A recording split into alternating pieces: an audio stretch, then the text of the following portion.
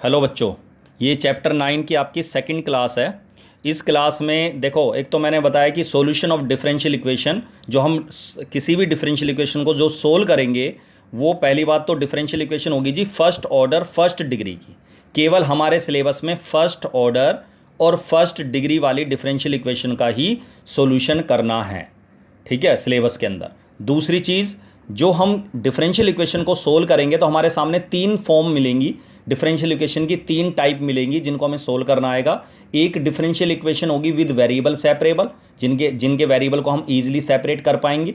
दूसरी मिलेगी homogeneous form of equation, differential equation, ठीक है। और तीसरी होगी जी लीनियर डिफरेंशियल इक्वेशन। तो ये तीन टाइप की जो डिफरेंशियल इक्वेशन है, इनको हम सोल्व करना सीखेंगे। तो पहले तो ये समझ लो कि सॉल्यूशन का मतलब क्या होता है। देखो भाई, अगर मैं सपोज डिफरेंशियल इक्वेशन की बात कर रहा हूं, मैं जैसे मैं एक एग्जांपल दे रहा हूं, y बराबर है जी एक्स क्यूब प्लस सी, ये एक फंक्शन है।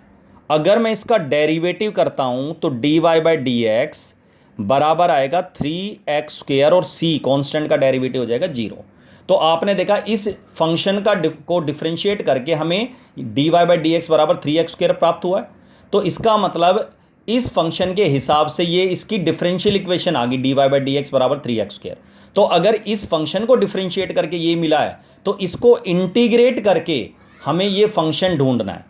मतलब कि किसी भी डिफरेंशियल इक्वेशन को सोल्व करने का मतलब होता है, अब देखो इस डिफरेंशियल इक्वेशन का ऑर्डर क्या है, dy बाई डी एक्स है तो फर्स्ट ऑर्डर है, और इसकी पावर क्या है, dy बाई डी एक्स की पावर क्या है पूरे की 1 है, तो इसका मतलब फर्स्ट डिग्री है। तो पावर जो होगी फर्स्ट ऑर्डर फर्स्ट डिग्री वाली डिफरेंशियल इक्वेशन है, ये जो एग्जांपल मैंने यहाँ लिखा है। तो ये जो डिफरेंशियल इक्वेशन है, इसको सोल्व करने का मतलब है हमें वो फंक्शन फाइंड करना है जिससे ये डिफरेंशियल इक्वेशन बनी है। मतलब कि वापस ये y बराबर एक्स क्यूब प्लस सी फाइंड करना है। तो इस डिफरेंशियल इक्वेशन को सोल्व करने का मतलब ये फंक्शन ढूंढना है, ठीक है। तो डिफरेंशियल इक्वेशन को सोल्व करने का मतलब होता है हमें वो फंक्शन ढूंढना है जिसकी वो डिफरेंशियल इक्वेशन है, ठीक है। अब सबसे पहला जो मेथड मैं लगा रहा हूं, जो सॉल्यूशन हम कर रहे हैं, वो कर रहे हैं differential equations with variable separable, जिनके वेरिएबल्स को हम इजीली सेपरेट कर पाएंगे। अब ये जो वेरिएबल सेपरेबल वाली डिफरेंशियल इक्वेशन होगी वो इस फॉर्म में होगी कि जिधर dy होगा, एक dy होगा, उधर फंक्शन इन y लिखेंगे सारे, जिधर dx होगा उधर फंक्शन इन x लिखेंगे, और दोनों साइड इंटीग्रेट कर देंगे दोनों को, इसको विद रिस्पेक्ट टू y, इसको with respect to x। Generally left side में y की रकम लिखनी है, y के रिस्पेक्ट में इंटीग्रेट करना है, राइट हैंड साइड में x की रकम लिख के उनको x के रिस्पेक्ट में इंटीग्रेट करना है।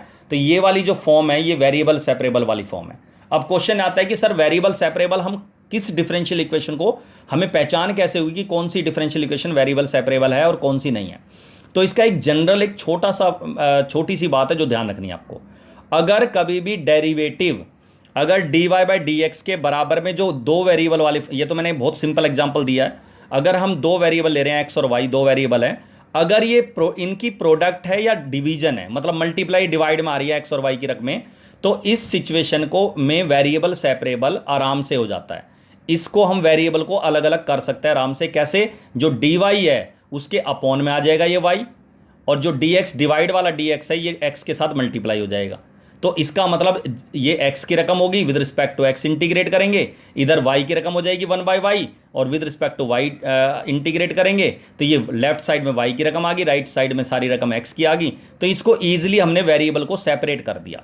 लेकिन अगर dy by D x derivative के बराबर में इज इक्वल टू में x और y की वैल्यूज या फंक्शंस या कोई भी, ये तो मैंने सिंपल एग्जांपल लिया है, कोई और मान लिया साइन x है, कॉस y है, sine x plus cos y, ऐसे कोई रकम आ रही है, साइन x और y की दो रकमें प्लस या माइनस में आ रही हैं, तो उनको हम ईजिली वेरिएबल सेपरेबल नहीं कर पाएंगे, उनका वेरिएबल को सेपरेट नहीं कर सकते, क्योंकि जो प्लस y है इसको dy के साथ मल्टीप्लाई में कैसे लिखें, लिख ही नहीं सकते।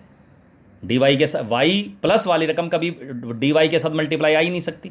अगर मैं इधर लेफ्ट साइड में लिखूंगा इस y को, तब भी क्या आएगा, माइनस y है ना, प्लस y है तो लेफ्ट साइड में माइनस y होगा, मल्टीप्लाई तो आने से रहा dy के साथ। और इसका मतलब ऐसे dx, ये जो x है ये dx के साथ मल्टीप्लाई नहीं जाएगा। तो इसका मतलब इसको हम वेरिएबल, इस सिचुएशन में हम वेरिएबल को सेपरेट नहीं कर सकते। तो ये तो है वेरिएबल सेपरेबल की पहचान। अगर x और y की वैल्यूज मल्टीप्लाई डिवाइड में है तो उनको ईजिली वेरिएबल सेपरेबल बना सकते हैं। कैसे? यहाँ देखो जरा, y log y dx minus x d y बराबर 0, ये डिफरेंशियल इक्वेशन है। क्यों? dy dx नजर आ रहा है, डिफरेंशियल्स नज़र आ रहे हैं मुझे एक्स और वाई के। ठीक है, अब इसको सेपरेट करूं मैं तो मेरे को पहला काम तो ये होता है ऐसी रकम आ जाए डी एक्स और डी वाई वाली, तो पहले एक साइड डी एक्स की रकम लिख लो, एक साइड वाई की। जनरली ये माइनस की रकम है तो मैंने इधर प्लस करा तो डी एक्स डी वाई हो गया। लेकिन जनरली हम क्या रखते हैं, जो डी वाई होता है ना, डी वाई उसको लेफ्ट साइड में लिखते हैं और डी एक्स को राइट हैंड साइड में। तो इस रकम को, इस वैल्यू को एक्स डी वाई को मैंने लेफ्ट साइड बदल दी, इस साइड को मैंने लेफ्ट में लिख दिया, इस पूरी साइड को मैंने राइट में लिख दिया। अब हम देखेंगे वेरिएबल सेपरेबल है या नहीं है, आराम से हो जाएगा। क्यों, ये पूरी जो y log y, ये दोनों रकम जो है डी वाई डी एक्स के साथ मल्टीप्लाई है, और ये x जो है डी वाई के साथ क्या है, मल्टीप्लाई है। और मैंने आपको बताया था x और y की रकमें अगर मल्टीप्लाई डिवाइड में तो उनको वेरिएबल को आराम से सेपरेट कर सकते हो आप। तो इसको आपको क्या करना है, जो डी वाई है इधर सारी ये दोनों जो y डी एक्स के साथ y log y मल्टीप्लाई में थी, दोनों y की रकम है तो इनको डिवाइड में ले आएंगे, और ये जो x मल्टीप्लाई है डी वाई के साथ यहाँ, इसको डिवाइड में चला जाएगा डी एक्स के साथ अपॉन में। उसके बाद अगले स्टेप में या इसी स्टेप में इंटीग्रेट कर दो, इंटीग्रेटिंग बोथ साइड्स। तो जब आप इसको इंटीग्रेट करोगे तो इधर मुझे y के रिस्पेक्ट टू इंटीग्रेट करना है लेफ्ट साइड को, राइट हैंड साइड को मुझे with respect to x integrate करना है। और आप सबको पता है y का log y का डेरिवेटिव 1/y होता है, तो इसको इंटीग्रेट करने पुट कर देंगे। इंटीग्रेट करने के लिए log y को t पुट कर दो, log y का डेरिवेटिव 1/y dy/dt हो गया। तो ये क्वेश्चन हो गया dy/y हो गया जी dt, तो dt हो गया ऊपर, और नीचे log y को क्या माना हुआ है t, और ये dx अपॉन एक्स ऐसे ही रखा है, ये लेफ्ट साइड में पुट किया अभी मैंने।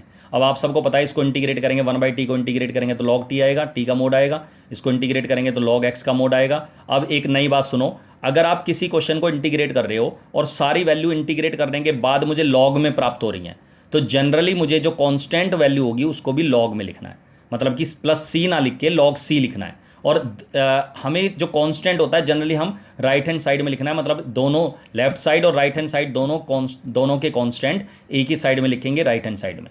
ठीक है, एक्स की रकम के साथ, तो log c लिख दिया, c का मोड। आप सबको पता है लॉगरिथम का एक रूल होता है कि अगर log x plus log c होता है तो log cx लिख देते हैं, मल्टीप्लाई में आ जाएगा ये।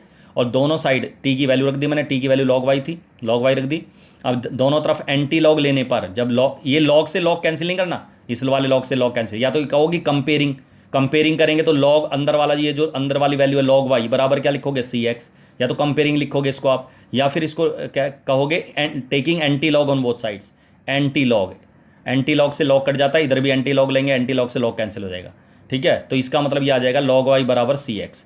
अब मोड इसी स्टेप में हटा देते हैं हम, क्योंकि log इस वाले log की वजह से मोड डाला था मैंने, तो मोड हटा दिया, log y बराबर क्या आ गया cx।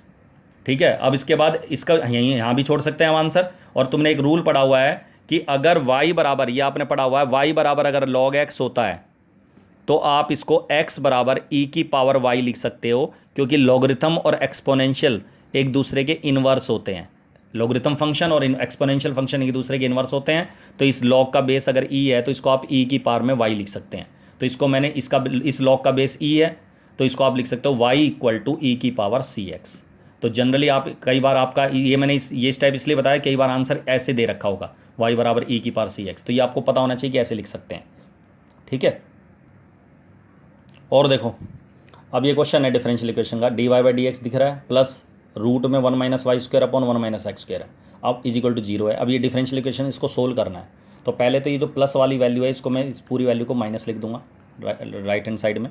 ठीक है, माइनस कर दूंगा इसको, ये आ गया। और इसको रूट ना मैंने आपको बता रखा है, रूट में मल्टीप्लाई, रूट के अंदर अगर दो रकम डिवाइड में होते हैं तो रूट अलग अलग लिख सकते हैं, तो रूट अलग अलग लिख दिया मैंने, ताकि मैंने क्या बताया था कि अगर x और ये y की वैल्यू है ऊपर रूट में 1 - y² y की है, और नीचे जो रूट में 1 - x² ये x की वैल्यू है। मैंने क्या बताया था कि x और y की वैल्यूज़ अगर मल्टीप्लाई डिवाइड में होंगी तो उसको आप वेरिएबल सेपरेबल, उसका आप वेरिएबल को सेपरेट कर सकते हो, वेरिएबल सेपरेबल डिफरेंशियल इक्वेशन बना सकते हो। तो इसमें dy इधर dy आपकी ऊपर मल्टीप्लाई है, तो इस रूट 1 - y² ये जो है इसको डिवाइड में ले आएंगे, और ये जो dx डिवाइड में इधर इसको इधर मल्टीप्लाई कर देंगे। ठीक है, इंटीग्रेटिंग बोथ साइड्स, इंटीग्रेट दोनों साइड कर देंगे। इसको इंटीग्रेट करके आप सबको पता है साइन इनवर्स y आएगा, इसको इंटीग्रेट करके साइन इनवर्स x आएगा। अच्छा, मैंने जो c बताया था प्लस c लिखना है एक साइड। अच्छा, मैंने एक और बात बताई थी कि केवल जो log c है वो log में लिखना है, जब सारी वैल्यू log में आएंगी तो कॉन्स्टेंट को log c में लिखेंगे और उसको log को हटाते हैं फिर। ठीक है, लेकिन इसमें अगर ये नहीं कि साइन इनवर्स में आ रहा है तो इसको भी साइन इनवर्स c लिखेंगे, ऐसा नहीं है, इसको c लिख दो और ये आपका आंसर आ जाएगा sine inverse y plus sine inverse x बराबर इज इक्वल टू c। ये आपका इसका सॉल्यूशन आ गया, इस डिफरेंशियल इक्वेशन का ये सॉल्यूशन है। This is called general solution, इसको जनरल सॉल्यूशन बोलते हैं। जो सी में आंसर आते हैं ये जनरल सॉल्यूशन है, ये वो फंक्शन है जिसको डिफरेंशिएट करके हमें ये मिलेगा, इसका डेरिवेटिव ये आएगा, करके देख लेना चाहिए। ठीक है, अब एक और देखो, dy बाई डी एक्स बराबर है जी 1 plus x square plus y square plus x square y square.